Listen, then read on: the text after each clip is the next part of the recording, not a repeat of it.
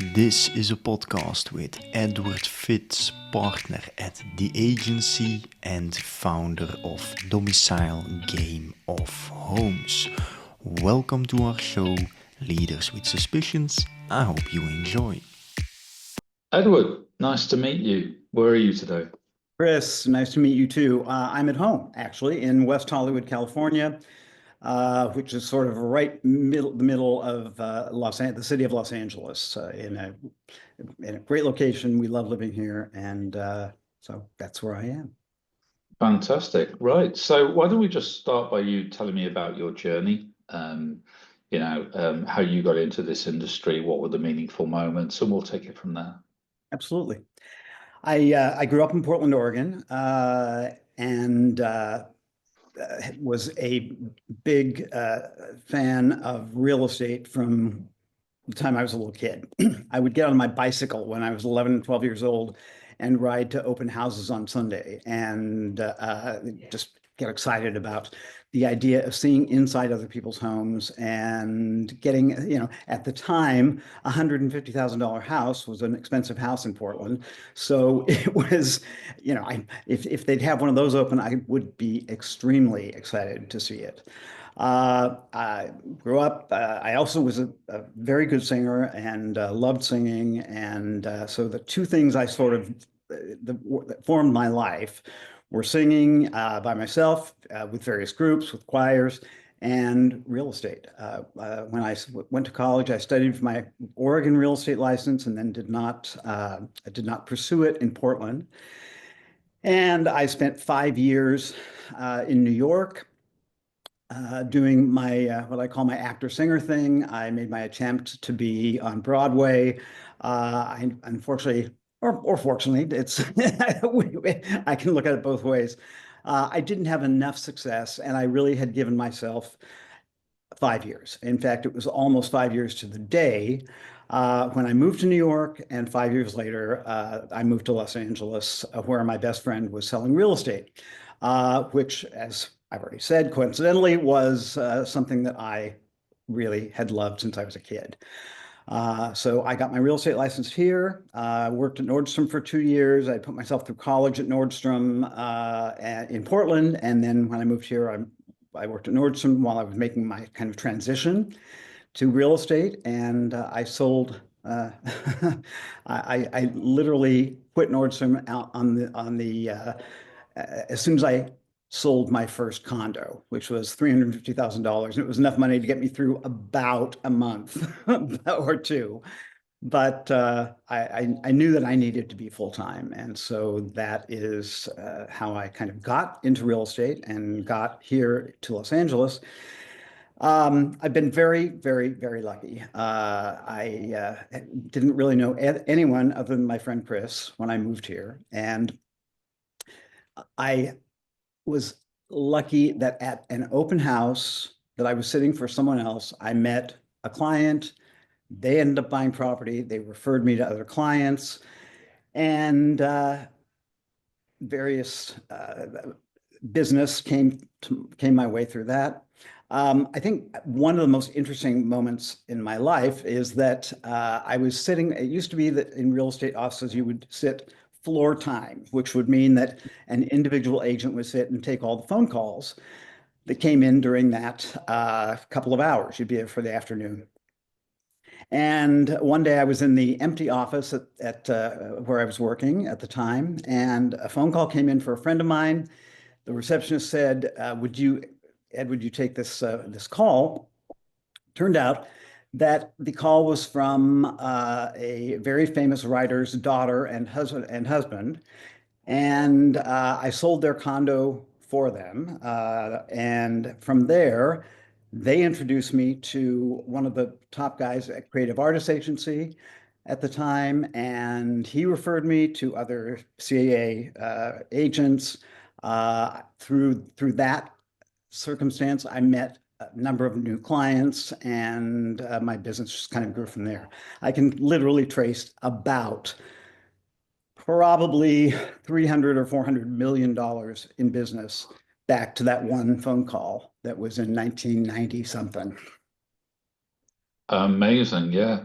Power of the network. Yeah. Let me just take you back. So there's obviously quite a bunch of fascinating things you said in that introduction. So, one of the things I normally ask is when did you know that this was the right industry for you? Yeah. And it sounds like you were torn and you gave yourself this pact that I'll do 5 years and to try and get into Broadway. I mean, that's how old are you at that time?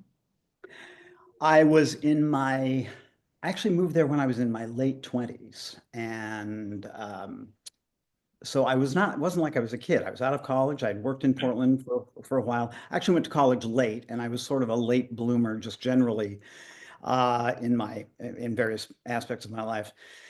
But once I had been, I did, when I moved to Los Angeles, I really never looked back. I didn't regret leaving.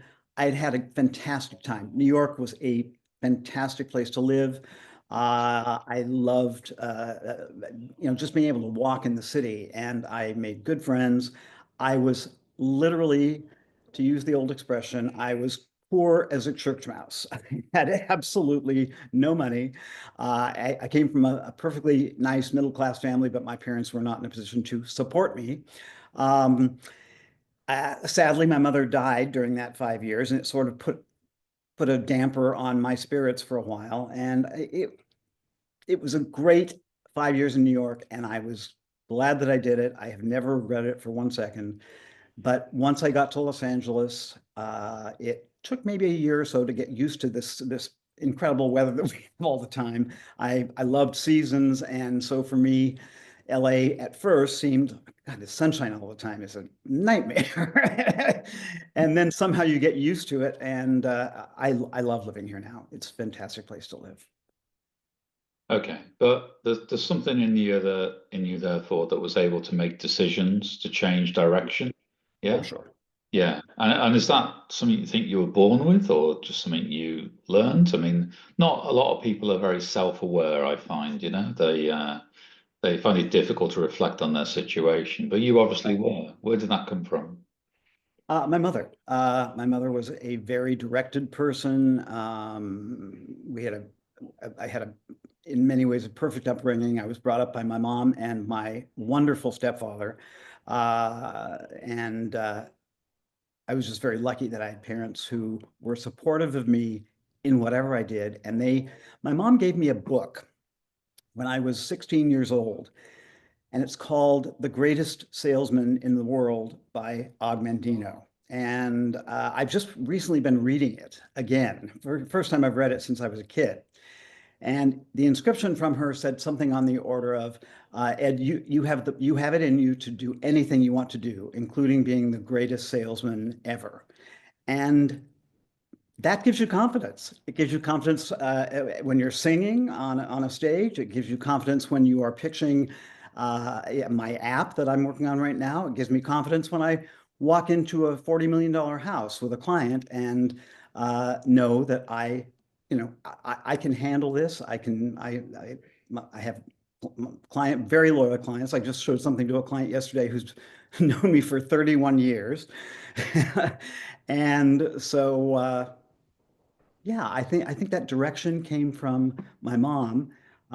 Interestingly, I don't think either of my sisters had quite the same experience, but for me, it's been such an interesting road to travel from Portland to New York to LA to selling condos to now selling very expensive homes and building an app. Yeah, we'll come back to the app in a bit because it's a fascinating subject. But in terms of those, another one of the things you said earlier was that you gave up a day job, right? Mhm. And you had a month's money. Okay. Now, something I quite like to explore in these podcasts because there's many entrepreneurs probably listening, and the question is, how do you make that leap of faith, right? A lot of people are quite worried about giving up the perceived security of employment. Yeah. So, how did that feel like? I mean, was that not bother you because, you'd been hustling in New York, or, was that a scary moment for you to cross that bridge to effectively back yourself? Yes, and was it scary? Yes. Was it so scary that I was terrified all the time? No. One of my early clients said to me once, you know, Ed, you're good at this because you have the right blood count for it, if that makes sense. What she was saying was you have a temperament that works Mm. for not getting desperate, not never let them see you sweat. But I can genuinely say that was real for me. I didn't sweat it much. I just went out on faith. I believed in myself. I love, love, love residential real estate. I love houses. I love going on Tuesday afternoon when we have our broker tours. Um, and I've been doing it for over 30 years, and I love it as much now as I did when I started. And but there have been years. The year I turned 40, I made very little money, and I thought, what in the hell am I doing with my life here? And this is, I think, interesting. I had not sung in about 5 years at all.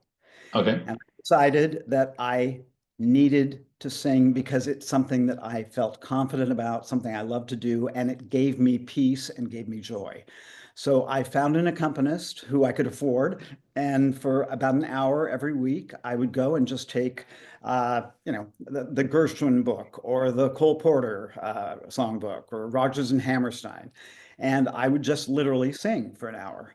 Um, my business got better almost instantly after that. I just needed that sort of to feel the power of myself as a singer in order to get back into feeling powerful about myself as a salesman, as a real estate agent. Okay. I can get that. You need to kind of re-energize yourself. I mean, Yeah, sometimes we do, don't we? We do. yeah. So let's sort of move on a little bit. So at the moment, you've got a successful business and you're launching an app, yeah? So tell me a little bit about what you think's going on in the industry and why you decided to launch an app, or is your views of the industry and the app connected, or is it just an itch you needed to scratch? I mean, Right. Well, as far as the app goes, it's a real estate related app. It is called Domicile Game of Homes. And Domicile is an app that allows a user or player, if you like, to guess on what the listing prices are of property, but more importantly, what the selling price of that property will be. And make it fun. So it's sort of Zillow gamified. There's two sections of the app. One is the guessing of prices of properties that are currently on the market and sold properties. And the other section is called Home Games, and that is basically trivia questions about various aspects of real estate. Celebrity real estate, where's the market going? What is your perception of where the market is going? Which brings me to where is our market going? There have been a lot of changes in residential real estate in the last year. The National Association of Realtors did away with the seller being obligated or offering an offer of compensation to the agent who brought the buyer to their home. So that changed things a lot. So you would have a listing agent in the old system. You'd have a listing agent who would get a, let's say, 5% commission, and he would split that commission in half with whoever brought the buyer to the house, whatever agent literally sold the house. It was a system that worked really well. And frankly, it's a pity to me that things have changed. However, interestingly, it hasn't really changed things that much. Agents when you call on a listing, you can ask them, is the seller offering any kind of a credit toward the buyer's agent fees? And 99% of the time, the system basically works the way it did before. It just requires more paperwork and more kind of discussing what that number will be. So that's another layer of to being a real estate agent. How that kind of ties into Domicile is that with Domicile, an agent can literally play this game with their client, and they can show, I'm bringing you value because I'm better at this than you are, presumably. Hopefully, the agent knows the market better than the buyer does, or the seller for that matter. But it's going to be interesting to watch over the next year with the tariffs that have just been put in the United States, affecting the global economy. How will that affect real estate? I think it's too early to predict, but when their stock portfolios go down, they're feeling a little less rich. And so I think that could very well change, real estate for a while. Interest rates seem to be coming down a bit, and I think that's going to help. In Los Angeles, we have the sad and horrible event, the fires that took place in West LA in January. I actually, for the first time since January, I drove out to the Palisades. It is all blocked off. I mean, there are literally National Guard soldiers with rifles, and you have to show your ID. You have to have a pass to go through. As a real estate agent, I was able to do that. But I drove through, and it looks like someone carpet bombed the Pacific Palisades, which is one of the most charming and beautiful parts of the city. Then I drove out to Malibu, and I have a listing coming in Malibu fairly soon. That's quite a ways from where the fires were. But it was so weird to drive down Pacific Coast Highway, and there'd be 4 or 5 houses burned to the ground, and then you'd see 1 or 2 that appeared to be absolutely untouched. That losing all of that inventory and all of those homes and people having to find a place to live, it made the lease market here very, very strong in late January into February and March, because people just literally had to find a place to live.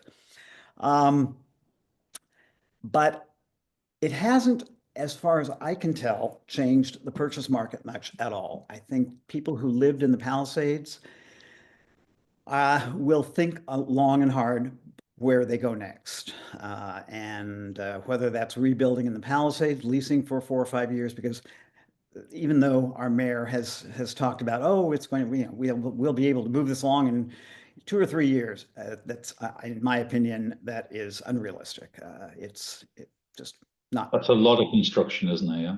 A lot of construction, and don't forget, all of the infrastructure of the Palisades is gone.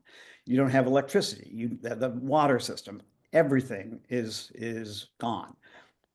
So the idea that this is going to happen very quickly, I think, is a little kind of a pipe dream. So let's just jump back to the app for a minute. So where are you up to? Yeah, what's your business plan for it? We've launched the app. I have not done any marketing of it at all. We have really just a handful of users at the moment. I am in the process of looking for new investors, and also some team members to work with. I had the app developed by a game studio in Bucharest, Romania, and they did a great job. It needs more work before it's really going to be ready to take off. But it is, everyone who sees it, and even investors who have seen it who choose not to invest, have all said, "Oh my God, this is one of the big ideas." And there's a bunch of things, but at scale, once we've got enough people doing this thing, the data it will generate and throw off will be amazing. You will have data that you can sell to real estate agents, real estate firms, appraisers, financial institutions, even Home Depot and some of the big home decorating and construction stores and chains will be able to use data that we get from Domicile to see where they take their business next. I think on a very personal level, it will help individual real estate agents manage their clients. And because if somebody puts their house on the market for, let's say, $3 million, And the domicile community basically guesses that it's worth markedly less than that. So let's say it's worth 2.2. And you can then take that data to your seller and say, here's what the domicile crowd is telling us. And I think that's a big and very valuable piece of information to have. And I think reading the website, it integrates into MLS, yeah? To allow you to Correct. get Our property Fed, details. Domicile Global Incorporated is a brokerage. So we aren't scraping. We aren't doing anything that is against any of the National Association of Realtors rules. We are literally in the process of selling property, or in the business of selling property. How, whether that means that people go directly to domicile to buy a house, which is not something that I'm really encouraging. That's not really what I want to do. I don't want to run a brokerage in that way, but we are legally getting all of the data, and it's fed directly from all of the American MLSs.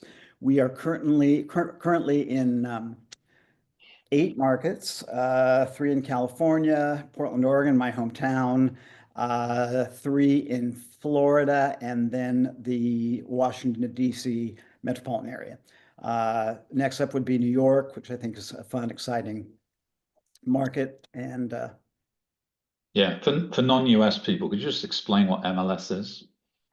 MLS is the multiple listing service. So when a broker, an agent obtains a listing, gets a signed listing, that agent has 24 hours to enter that listing into the multiple listing service so that anyone who has access to the MLS, the multiple listing service, is able to identify properties that they want to show to their clients. If they're listing something, they can show what else has been is selling in the area or what other people's houses are asking. So it is as real estate agents, our central data bank where everything goes. It also obviously stores data about sold properties and title of how the title is held for various properties. So it's kind of our Bible. Thank you. And is there only one of them, or are there many of them? Oh no, there are many. There are 800 plus multiple listing services in the United States, and they all run on separate systems.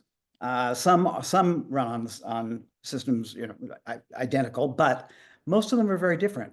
So in order to get this data, we have it aggregated by a company called Constellation One, and they send it to us in a form that can go directly into the app, just like it would go into Zillow or Redfin or Realtor.com.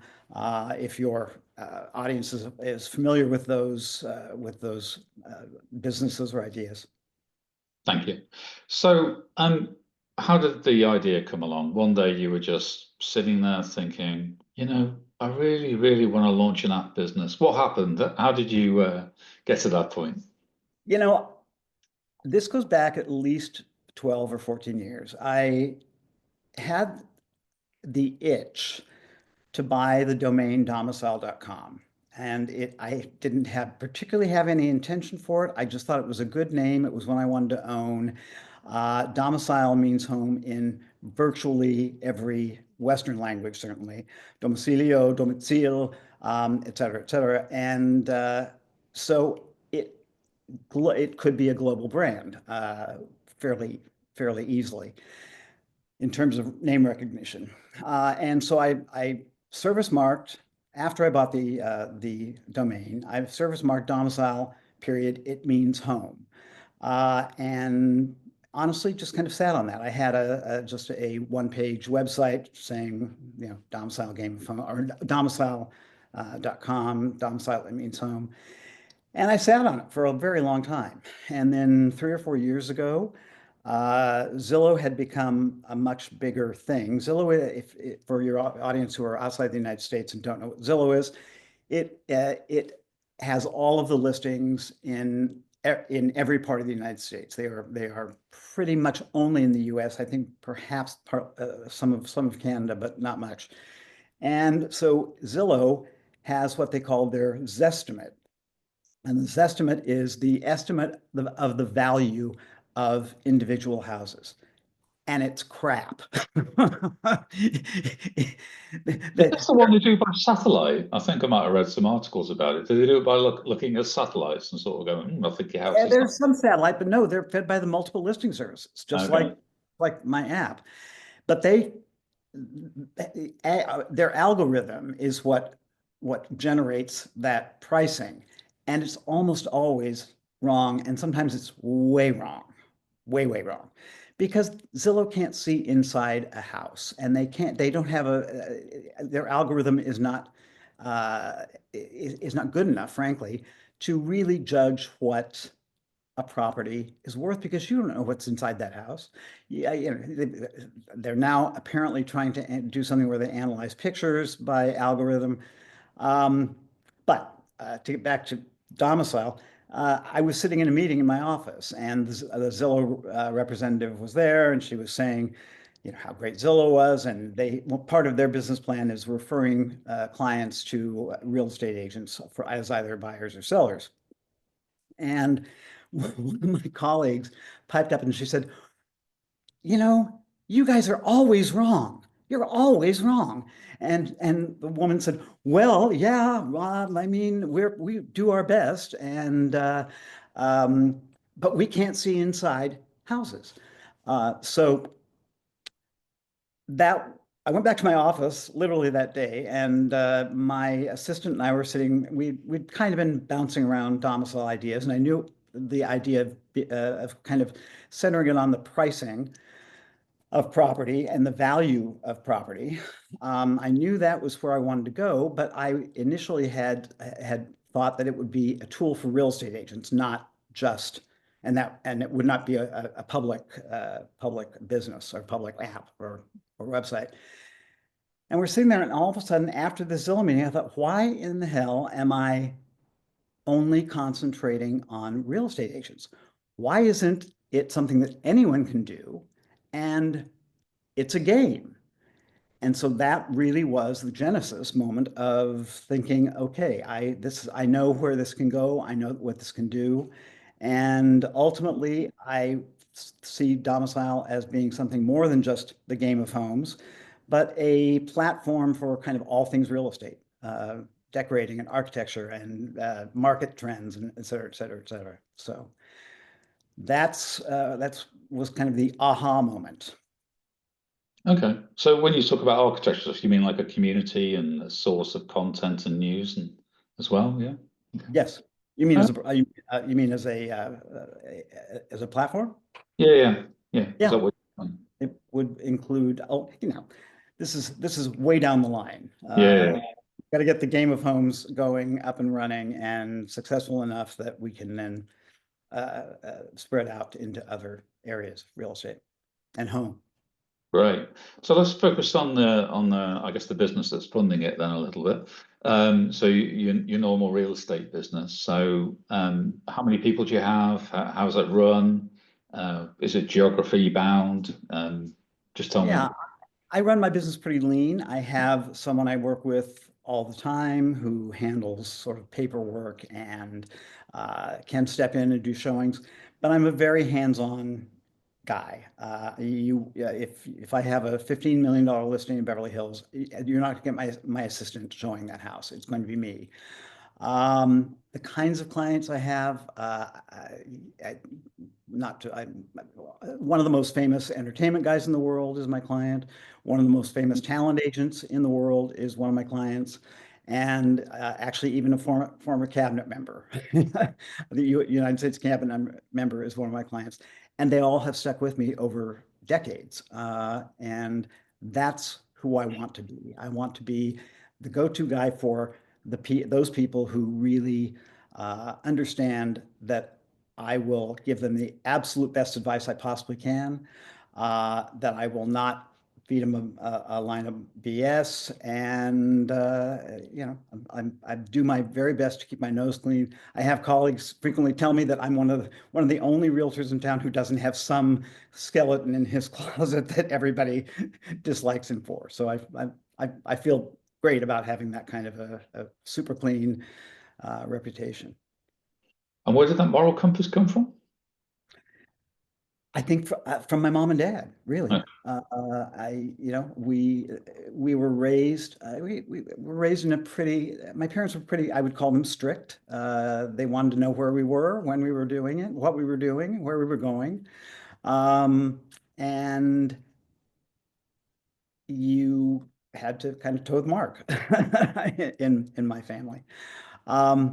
So yeah, and I was raised in a church, and I think that does give one a certain kind of moral compass. Not to say that all church people have a great moral compass, but I think that also sort of instilled in me the idea that tell the truth, be a good guy.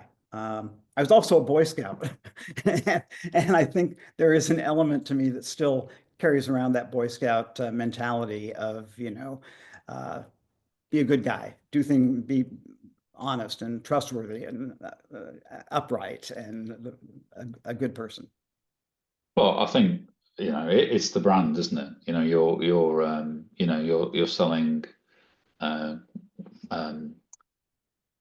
quality accommodation, and homes, domiciles, and therefore, and your clients want some confidentiality and discretion and trust, and therefore living that brand is very important. And I think a lot of businesses talk about brand values, but it's different when it's your business, I think, because there's no one else but you to live them, right? Yeah. Whereas somebody else wrote them on a PowerPoint, they maybe not have so much meaning for you.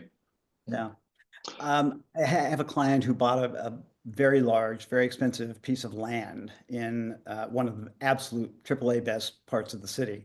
This is a pretty high profile guy, and I assumed that someone would leak that to the press. It has never gotten out to this day, and I'm proud of that. I'm very proud of that. So Good. that's how I want things to be. So, tell me what a typical day looks like for you. I mean, you're saying you run the business relatively lean, but do you use any KPIs or data to run your business? How do you know where you're at?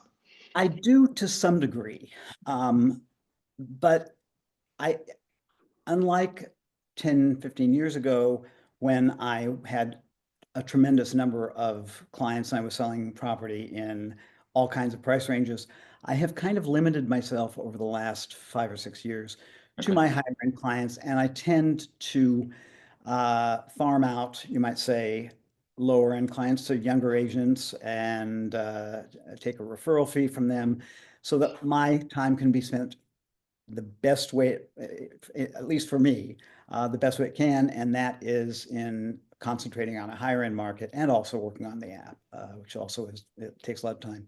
What's my day look like? I am not an early riser. You will never see me at the office at 8:30 a.m. That is not going to happen. You might see me there at 8:30 p.m., but I will unlikely be there first thing in the morning. I look at houses of some kind almost every day.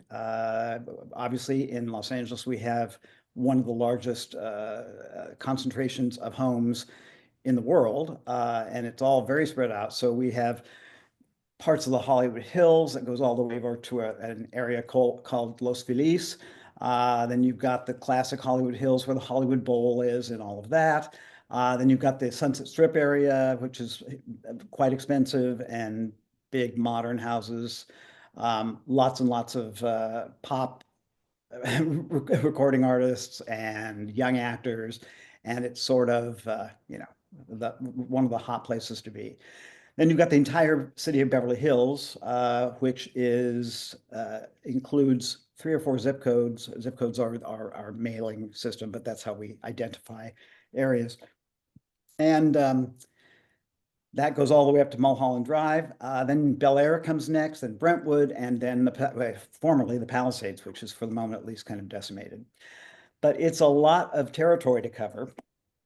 And so I look at things almost every day. I go into the office almost every day. I'm not someone who likes to work at home a lot. I much prefer being in an office, being around people. which is less so since the pandemic, frankly, but there are always people there.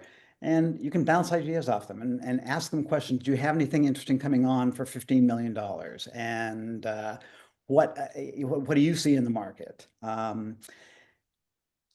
Almost every day, at least 4 days a week, if not 5, I go to the gym, and that's a very, very important part of my life. I need that. I need to have a strong body and a healthy body to do what I do. And so I do that at least 4 or 5 days a week. And what are your challenges in the business now? Well, it's very funny. When I was in about maybe 20 years ago, I was referred a relocation company. And so I was getting fed a lot of clients through relocation. And at that time, if somebody came into town for one day and they had to find a house, they were going to go to work for Disney, let's say, and you had to find them a house, I could probably show them 15 or 18 houses in one day if I scheduled it well enough. I mean, literally put them in the car with me, and I would drive them from house to house to house to house to house. That I could not do that today because there isn't the inventory. We have been low on inventory for at least a decade. It just feels like there's not enough housing. Anything that's really good and priced right sells very quickly. So that makes it challenging in a way that it wasn't formerly. So, but yeah, it's knowing about what's going to be coming on the market is super important, and that's one of the reasons I like to keep my nose clean so people will actually tell me things. That's an interesting one. So when we talk to other people, when we have some technology we call weak signal detection, yeah. And what I mean by that is, if somebody puts some planning permission down or some zoning or something, then you kind of know something's going to happen. Yeah. Mm-hmm. What we mean by weak signal detection is, you know that somebody's trying to build a new school or a new road, so you kind of know something might come down the line. Or, for example, a truck went into a building and damaged it, so you kind of know that there's going to be some renovation or replacement. So weak signals is really indirect signals, yeah. Mm-hmm. And one of the other podcasts was quite interesting. The guy there outsourced effectively marketing to people over the years, right? You kind of knew that every sort of 7 to 10 years they may change their property, and like real estate agents are very operational, very here and now, very next sale, yeah. So he actually just said, I'm not even going to get to try you to manage those long-term relationships. I'm going to give it to someone else and do it in your name. And I thought that was quite a cute approach to it. And obviously you've got lots of long-term relationships, yeah. But in terms of what you've just said about how do you know somebody's going to put the home on the market, do you have any indicators? What's your sixth sense or spider sense that allows something that we do since one day a week we have our broker agent open houses that are limited to only agents are able to go, and it goes for 3 or 4 hours every Tuesday. And as you're driving around the city, you see, oh, this person just pulled a permit for this, and I see that they've got workmen at that house. I wonder what's going on there. And even just walking to an open house and speaking with the listing agent and people who are there, what do you hear about the house at 502 West Maple Drive in Beverly Hills? I hear it looks to me like that might be coming on the market, and no, I think they're just doing renovations. I don't think they're doing it for themselves. So it's a very personalized business in that way, and speaking with your colleagues and finding things out that way. So renovations, that's an interesting one. So is that generally a signal that somebody's going to sell, that they finally get around to doing all the things they put off for years? Not necessarily. We live in a city where what is of the moment in any field is where people want to be. If you live in Beverly Hills, and you have the money to do it, you want your house to look as good or better than your next door neighbor's house. And so you might move out for a year and have the whole house renovated and then move back in. So it isn't necessarily a sign. If you hear that somebody is just kind of painting their house and doing a little cleanup, that's a different story. Usually that generally speaking would mean a strong possibility that they're looking to sell it. Okay. But if they're full-on renovation, it doesn't necessarily just instantly trigger, oh, they're going to sell this house. Okay. Right. So a little bit of lipstick might be a sale, yeah? Okay. Yeah, I'm sure you know the term lipstick on a pig. Yeah. And we certainly use it a lot in our business. So going back to, before you became a bit more niche in your focus, yeah? What would be one of the great growth initiatives that worked for you, when you really wanted to push your business forward, when it was a little bit more volume, scale oriented? I did all the things that most people do in real estate. I sent out mailers, I had dinner parties, and actually that's a little unusual. My partner and I like to entertain, and we became very good at having large gatherings in our home. And because I sing, I began to do what you might call a little cabaret show at our parties. But we have had as many as 125 people in our home for a large, Christmas party where you feed everybody. And I encourage clients to bring friends of theirs who might enjoy it. And, by the way, they might want to sell their house someday too.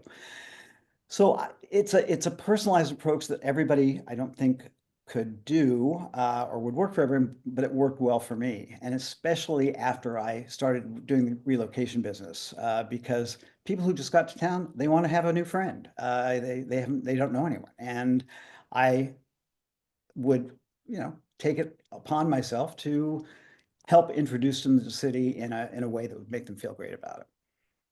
So, but all of the other things that you expect, emails, blasts about new listings, postcards, et cetera, et cetera, et cetera.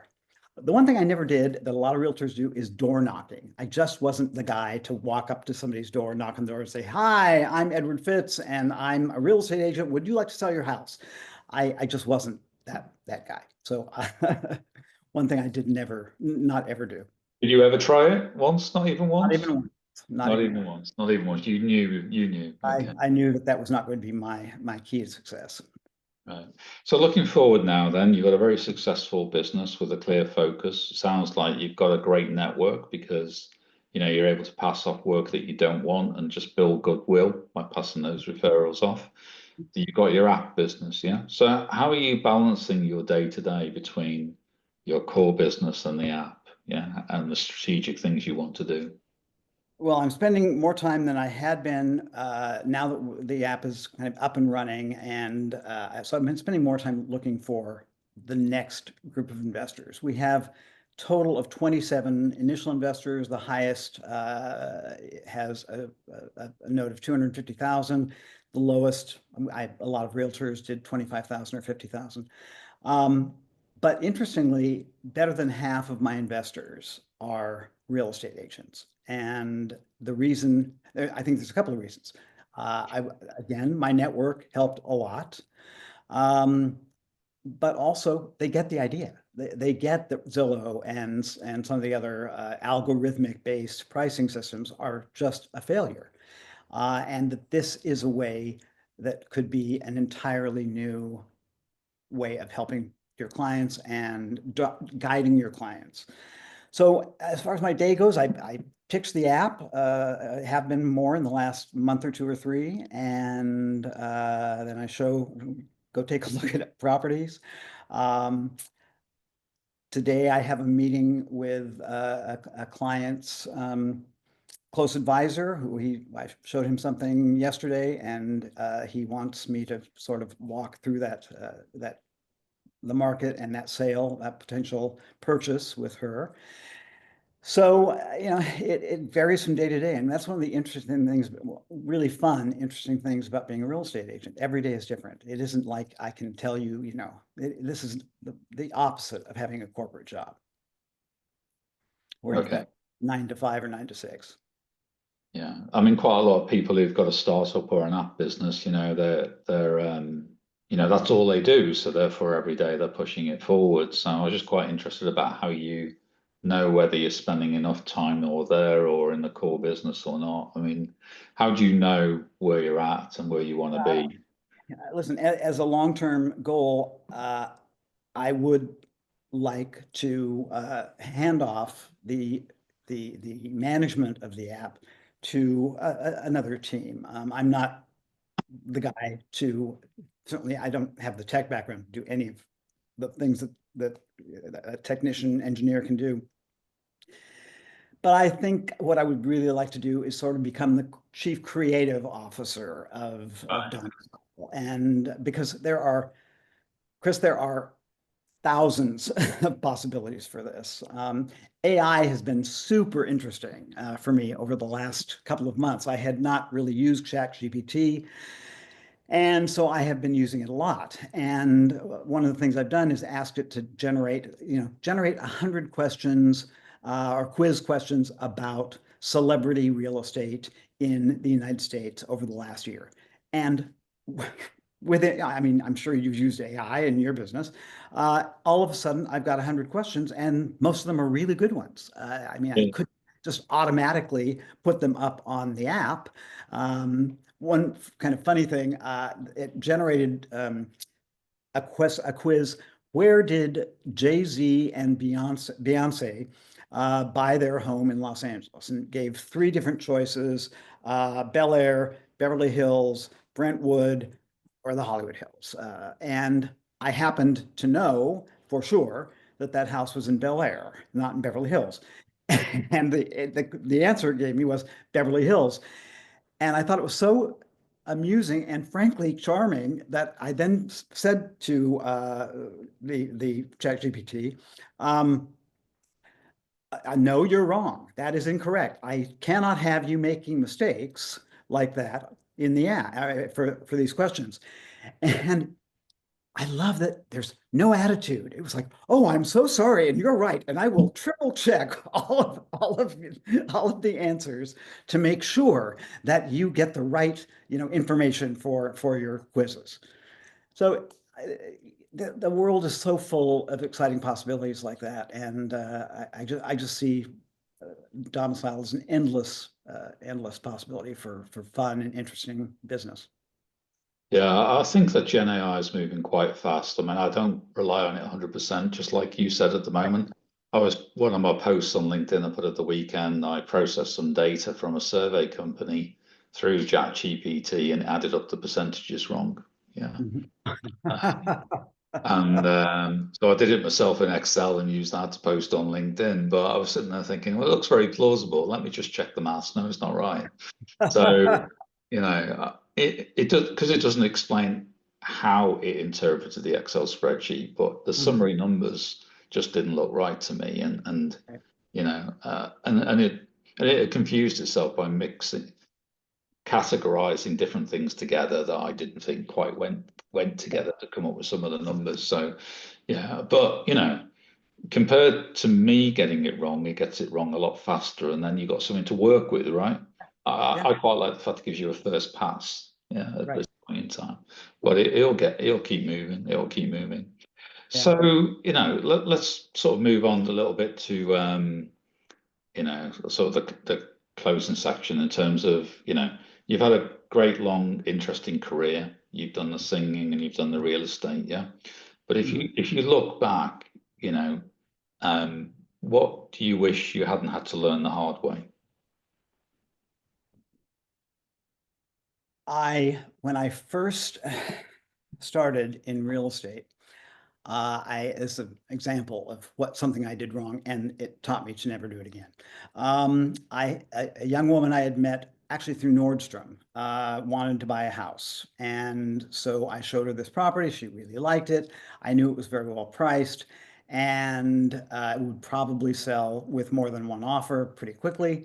And she wanted her dad to see it, so I took her dad to see it, and then I took him back to my office, and we sat. And yeah, these were long ago prices, but the house was something like $350,000 for a very cute redone house in a nice part of West Hollywood. And he said, "Well, I'm going to go in at 275." I said, "Oh no." I said that I this is going to be multiple offers. It's going to have to go over asking. He said, "Well, I want to go in at $275,000." And I looked him in the eye and I said, "You're making a big mistake." Guess what? I didn't sell them that house. I never sold them any house. And from that, I learned, keep your mouth shut sometimes and do Yeah. what the client wants you to do for them. I mean, possibly we would have put in that 275 offer, and I think we did actually, and we didn't get a response of any kind. But you never know. I might have been wrong. So learn to read the room, learn to read your client, what they want, what sounds right to them. And I thank God I learned that lesson early on, because I truly have never made it again. Okay. Time is So money. so let's go to let's say some people just, young, just graduated, whatever. What advice would you give them about the real estate industry now? Where would you say they should start and learn their trade, and what should they I think, focus? unlike me, I was able to move to Los Angeles, and because my best friend was selling real estate, I went into the company that he was working for at the time. And again, I was lucky. I sort of did well reasonably quickly. And I was also courageous enough, bold enough to leave my steady job at Nordstrom with a steady paycheck. And I think it's a very different business today. I think it's, first of all, there are so many more real estate agents than there were when I started. And if you don't have some kind of contacts through your family or through a large friendship network, et cetera, I think you're going to have a very rough time. I think thinking that you can go sit open houses for another broker and you'll meet clients through that, the way I did, I think is a tough. It's challenging in a way that it wasn't all those years ago. Having said that, if somebody really has a burning desire to do this thing, meaning not just, I think, going into it and thinking, I'm going to make $1 million this year selling real estate, and I just believe that I'm going to be able to do that. I think that's unfortunately sort of unrealistic. It's a very, very competitive market. There are lots and lots and lots of good people, lots and lots and lots of choices.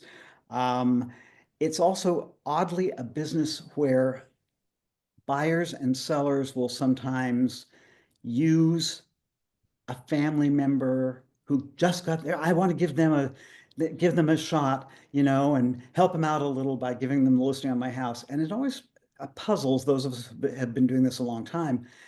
Why would you want a green, in Boy Scout terms, tenderfoot, to sell the most valuable thing that you own? But it happens a lot. So you're fighting a lot of battles, some of which I fought back in those days. But if you really love doing this thing, if you like people, and because you've got to really put up with a lot, there's a lot of arguments and not arguments, but disagreements, and people want to do it their way, and you walk into a house and you think, oh, why did they paint that dining room purple? I don't get it at all. And you've got to gently sort of, gosh, I think maybe it would be a good idea. Maybe we paint the whole interior of the house white, and that large cabbage rose covered sofa, fabric sofa, maybe that should go in storage, and we bring in some sleeker, more modern looking things. So if you're good at working with people and good at gaining their trust, and good at understanding the data and how the pricing of something works, and why having a blank canvas is better, why it's better that the seller not be at home when a buyer looks at the house. It's very hard for a buyer to think to themselves, I'm going to be living here if the seller is sitting in the living room, watching TV.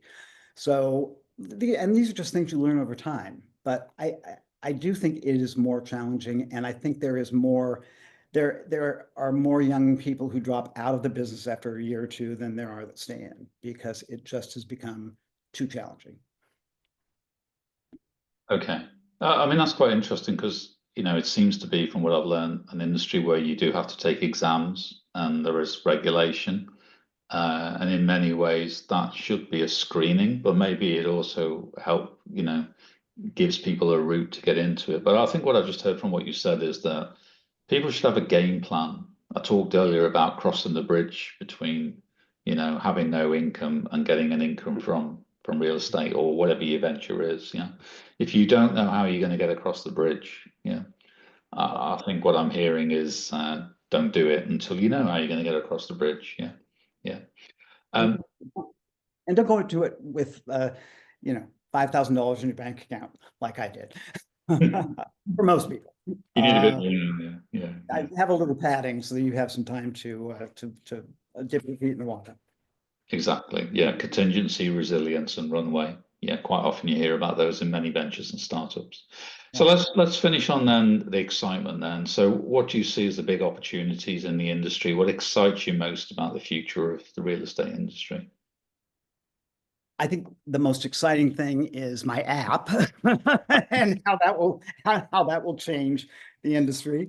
But in terms of a wider sense, I am very, very buoyant on real estate in the United States. People love homes. They love having a beautiful home that they can show off to their friends, and so that will and we have a lack of housing in the United States. So as there is more housing built, there's going to be more opportunity. There's more opportunity for architects and designers and developers and financing people, and I think it's kind of going to be a never-ending. Well, I feel quite certain that it will be a never-ending, exciting career for people, and a great way to make money, not just for real estate agents, but for buyers and sellers. People buy a home, they live in it for 10 years, and at least in my part of the country, it has almost undoubtedly gone up in value. And so and that's exciting and that's fun. When you go to sell your house, and one of my colleagues says when you give a seller a price on something that you think the value is, sometimes if they're surprised in a good way, it's almost like he said, like you're eating that, like they're eating the most delicious chocolate they ever possibly could eat, and it's melting in their mouth, and they get this joy and excitement, and that's part of the fun of what we do.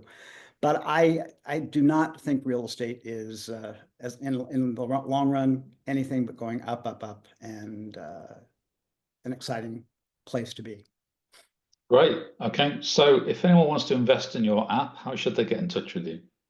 They can email me at ed@domicile.com, and I'm also looking for team members. If there is, it would be great to have one or two more people working on the app, preferably with a tech background. But we are looking to raise about $2.5 million in the next round. And so, yeah, come on in, ed@domicile.com. Thank you, Edward. Really enjoyed the conversation. You too. Thanks, Chris. Okay, that's a wrap. Thank you. Good. Was that all right? Enjoy that? It was good for me. Honestly, it's the first podcast I've ever done. Yeah. No, it was very good. Yeah, you've got a nice relaxed style, but you kind of knew that. You kind of said that. What was it, the phrase about you got the right... I have a good blood count for it. Blood count for it, temperature for it. Yeah. No, you come across as relaxed and and easy communicator, obviously. So yeah, I think very good. So fantastic. So the next steps is I get my editor in Amsterdam. He edits and chops it a little bit. We're keeping them long. We're not trying to do TikTok bits and pieces. We're trying to do meaningful podcasts. We'll send it to you for review. If you can bear to watch yourself, watch it and give me comments. If you can't, just say, yeah, it's great, Chris, just publish it. And then I will post it on YouTube. I'm going to connect with you on LinkedIn. And then when I at the end of that process, I then post it on LinkedIn with the links to YouTube. And you can get your marketing people to share it, whatever you want to do with it. It's just sitting there on YouTube, so it's fine. Given what you said about the app, if you don't mind, I'll probably ask for a follow-up with you and anyone else in your app business, because we have an app platform in the UK that we run, a big property management company called Quintain Living that does build to rent. And the platform, we've got one of the UK's biggest retailers on it, and it's well proven, scalable to millions of users. There's potentially quite a few conversations. One is we could help you, because we've already got the platform, get it finished faster, right? Put what you've done onto the platform. You can decide whether or not you want to do that. The other thing I was thinking, listening to you talking about rental, is a big thing in Los Angeles, is it's out of the box a property management system for rental, right? Yeah. And that might be under the same brand or a different brand, something you might want to think about. Long-term rental management. Rentals in domicile, but Lord knows there are lots of rentals in the city, and there might be ways for me to incorporate that into other parts of my business. Exactly, yeah. Or there might be, someone else who wants to do an app for in your network a version of you that wants to do a rental app, right, for property management for people. Have you run across an app called Built, B-I-L-T? No. You might take a look at it. It's a way for renters to pay their rent through this app, and they get points for using Built. Built Rewards is what it's called. The CFO of the company, I've had conversations with him about domicile and ways that at some point there might be an interesting overlap in those two businesses. But we more focus on property management and the overall. So in I think you call them condos. You got a condo, lots of condos in an apartment, and we use it for managing, booking gym slots, parking slots, all the rest of it, picking up your parcels. And we're heavily into data integration, so integrating to Salesforce to pick up your inventory, integrating into the finance system to pick up what you paid and what you haven't paid. Rather than as you said, one of those specialist apps that's dealing with, vetting or payments or something like that. We're kind of trying to provide the overall management piece, but Sorry? Would love to see it and hear about it. Yeah.